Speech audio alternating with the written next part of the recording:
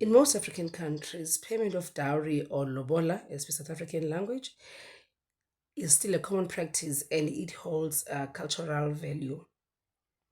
But now one will ask and say, is it still holding that same value? And now there's been a complaint that it's way too expensive. How expensive is expensive in payment of lobola?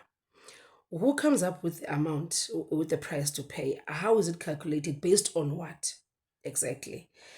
And then also, I'm trying to think, doesn't it come to a point when now this newlyweds start a life or based on debt because maybe the expense for paying lobola was too much or doing a wedding or whatever?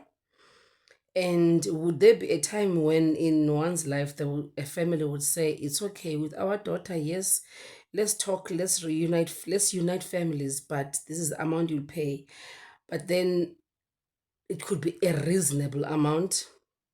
Does one look at the the lifestyle that the bride is living or their job or business or how they make money to come up with this value? What if this some of these young men don't marry your daughters because you guys are charging them too much money?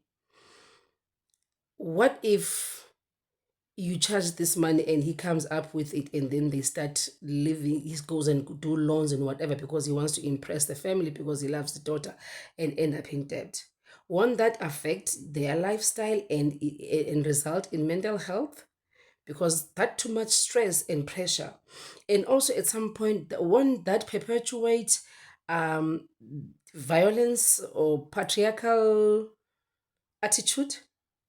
These are all the things that one has to look at. Already we have issues of less men based on statistics, and also some of the men now are playing for the other team.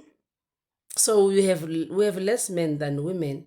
So with the less men that we have and our daughters wanting to get married, we still charge them a lot of money to marry our daughters. Is it fair? Should we go back to this practice and see if we're still doing it the way we should be doing it, or look at how now it affects affected by economy and the lifestyle that we're living nowadays? Are women still submissive the way they were when that lobola was paid? I was saying our children now, our daughters now must.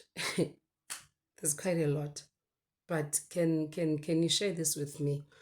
Is lobola has lobola or dowry payment became expensive?